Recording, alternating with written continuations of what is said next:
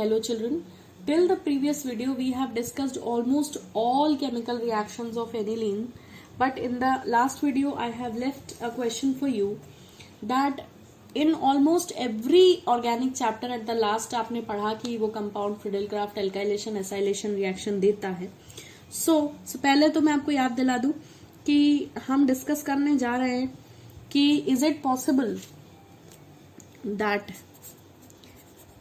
aniline is going to give you Friedel-Crafts reaction or not. अगर देगी तो क्यों और अगर नहीं देगी तो क्यों. So the answer for the same is aniline does not give Friedel-Crafts reaction. ना तो एल्काइलेशन ना एसाइलेशन. अब क्वेश्चन आता है क्यों नहीं देती. पहले हम डिस्कस कर लेते हैं. मैं आपको याद दिला देती हूँ कि हम एक्सपेक्ट क्या कर रहे हैं कि जो एनिलीन है, फॉर्मूला अब तक सबको याद हो चुका है. फिनाइल पे एनिलीन लिखने के लिए आपको फिनाइल पे NH2 लिखना होता है. तो फ्राइडल-क्राफ्ट रिएक्शन आप एक्सपेक्ट कर रहे हैं. फ्राइडल-क्राफ्ट रिएक्शन दो तरह की होती है. अगर आप फ्रिडल-क्राफ्ट रिएक्शन में मैंने बहुत डिटेल में अल्कोहल फिनॉल की प्लेलिस्ट में वीडियो बना रखा है. जिनको आइडिया नहीं है वो पहले अच्छे से फ्रिडल-क्राफ्ट रिएक्शन पढ़े, तब आपको ये बहुत क्लियर होगा. तो फ्रिडल-क्राफ्ट रिएक्शन दो तरह की होती है. एक होता है एल्काइलेशन, जिसमें जो भी आपका रिएजेंट है उसको आप रिएक्ट कराते हैं CH3Cl से, है ना, और in the presence of anhydrous AlCl3 as a catalyst. तो ये जो रिएक्शन है ये कहलाती है फ्रिडल-क्राफ्ट एल्काइलेशन, क्योंकि CH3Cl से रिएक्ट करा के आप एल्काइल चेन बढ़ा सकते हो, इसीलिए एल्काइलेशन बोलते हैं. सो CH3Cl से reaction in presence of anhydrous AlCl3, ये कहलाता है फ्रिडल-क्राफ्ट एल्काइलेशन. ये रिएक्शन कहलाती है एल्काइलेशन. और सिमिलरली एक और रिएक्शन पॉसिबल होती है फ्रिडल-क्राफ्ट में, जो सेकंड टाइप ऑफ रिएक्शन है फ्रिडल-क्राफ्ट की, that is called as acylation.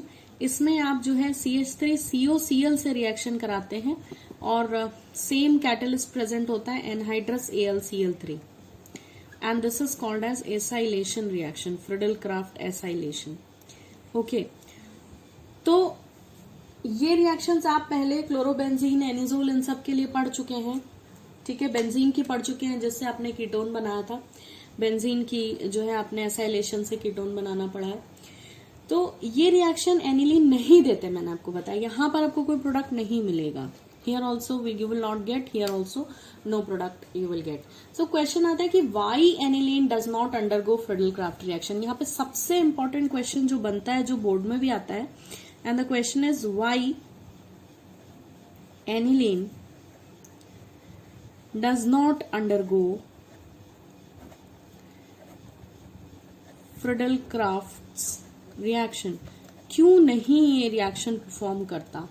तो अगर एनसीईआरटी के हिसाब से देखें तो एक लाइन लिखने से आंसर हो जाता है कि जो फ्रिडल-क्राफ्ट एल्काइलेशन एसाइलेशन रिएक्शन है उनमें aniline they does not undergo due to salt formation with anilinium chloride. अब ये सॉल्ट फॉर्मेशन क्यों हुआ ये समझना जरूरी है. ऑल्दो आप इतना लिखेंगे तो you'll get full 1 mark. But हो क्या रहा है कि एनहाइड्रस AlCl3 जो स्पीशीज है, it is actually working as Lewis acid. ये लुईस एसिड होता है. Lewis acid, A for acceptor of lone pair of electron. इसको लोन पेयर की जरूरत है. मैं इसको यहाँ क्लियरली एक्सप्लेन करती हूँ. अब आप देखो, यह रहा आपका एनिलीन. ठीक है, एनिलीन कैसे बिहेव करता है, हमने बड़ी सारी वीडियोस पढ़ी कि it acts as a base. तो ये लुईस बेस की तरह एक्ट करता है क्योंकि ये इलेक्ट्रॉन डोनेट कर सकता है. लुईस बेस क्या होता है, जो लोन पेयर डोनेट कर सकता हो. कौन डोनेट कर सकता है, जिसके पास होगा. तो इसके पास लोन पेयर है तो ये डोनेट कर सकता है.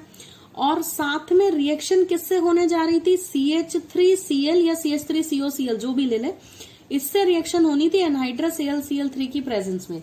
मगर होता क्या है कि ये CH3Cl या CH3COCl से रिएक्ट करे इससे पहले जो एनहाइड्रस AlCl3 आपने ले रखा है, ये AlCl3 क्या होता है, ये लुईस एसिड होता है. लुईस एसिड का मतलब एक्सेप्टर ऑफ लोन पेयर. भाई इसके पास लोन पेयर डोनेट करने को इसको चाहिए, तो ये क्या करते हैं, ये दोनों आपस में रिएक्शन कर लेते हैं और इस रिएक्शन से बन जाता है सॉल्ट. ठीक है। तो रिएक्शन से जब सॉल्ट बन गया तो रिएजेंट की कहानी तो खत्म ही हो गई, क्योंकि कैटलिस्ट ने क्या करना था, रिएक्शन करवाना था, वो खुद ही रिएक्शन करके बैठ चुका है। तो यहाँ पे क्या हो जाता है, ये देखो NH2 इलेक्ट्रॉन डोनेट कर देता है AlCl3 को, और कुछ यूं ये सॉल्ट बन जाता है। So due to the formation of this salt, ये सॉल्ट फॉर्मेशन होने के कारण जो है नाइट्रोजन जो है एनिलीन का, वो पॉजिटिव चार्ज एक्वायर कर बैठा ये, और इसीलिए एक बहुत स्ट्रॉन्ग डीएक्टिवेटिंग ग्रुप बन गया, इसीलिए फर्दर रिएक्शन नहीं होगी। तो अगर आपसे कोई सवाल पूछता है कि why aniline does not undergo Friedel Crafts reaction, तो जवाब आप लिख सकते हैं पूरा जितना मैंने समझाया, कि because aniline is a Lewis base and it reacts with anhydrous AlCl3 which is working as a Lewis acid and donates its lone pair of electron to anhydrous AlCl3 and forms a salt. आप इस salt का formula भी वहां लिख सकते हैं, ये reaction बना के बता सकते हैं। और आप सिंपली भी लिख सकते हैं कि it is due to salt formation with anilinium chloride, right, and due to that what happens, इसने क्या किया कि सॉल्ट बना लिया एनहाइड्रस AlCl3 के साथ। So due to this salt formation the reaction further will not proceed, and that is why aniline will not undergo the Friedel-Crafts reaction. So that's all. With this we finish with all the chemical reactions of aniline, and now we will start with the diazonium salts. Thank you for watching. I hope it was clear.